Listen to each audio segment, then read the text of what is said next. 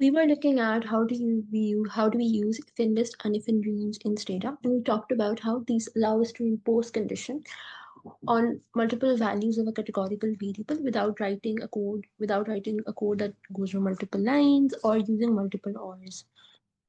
Now, we talked about if in range first, where we said, it allows us to specify the values of like we talked about over here, right? It allows us to specify the two values inclusive of which you want the condition to be imposed. We'll look at an example for this. Now, in list, you specify the values of the categorical variable. In range, you just specify the endpoints of the values within which you want the condition to be imposed, right? Like over there, we said from 8 to 15, you wanted the condition to be imposed. So when you did if in range, we wrote the variable name, then 8 and then 15, right? So over there you just specify the two values inclusive of which you want the condition to be imposed, like between those values and inclusive of them. But with in list, you have to list down all the values, right? If in range, it's like as the word name suggests, range, right? You just specify the range of values within which you want the condition to be imposed. In list, as the name specifies, you have to list down every value in which you want the condition to be imposed. So obviously both of them help in different things, right?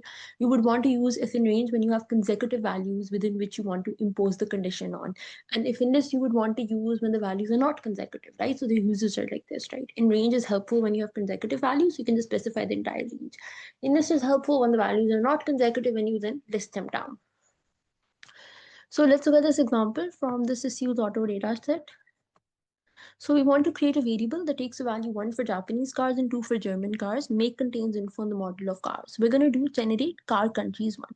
So in list, right over here, if I look at quickly browse makes, we can see over here, so the values we wanted are like Toyota are like over here. So obviously, so these values, I'm just going to list them down, right? Toyota Corolla, and then we have Honda Civic and like this. Here Honda Civic and all this, right? So what we're gonna do is we're gonna say gen car country is equal to one if in list. So I'm writing if in list and then I write the variable like over here make, right? On the categorical variable or the variable on whom you want to impose conditions on. So here we specify the variable on which you want to impose the conditions on, which is make. And then we specify all of its values.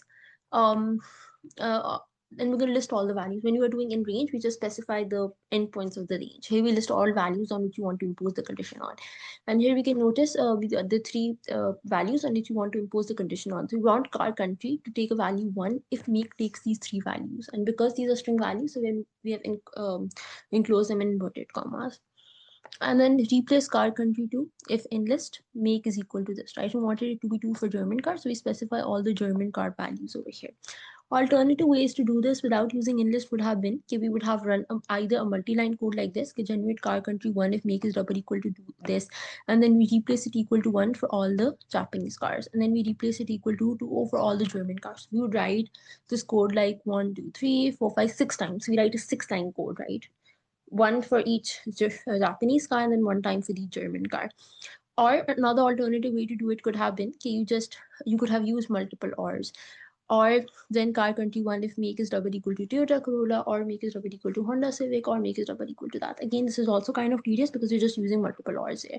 And then you would have replaced car country two by using or multiple times, so you choose the German cars. So that's why if in list and if in range, they just allow you to concisely write down the code instead of writing a multi-line code right over here or using multiple ors.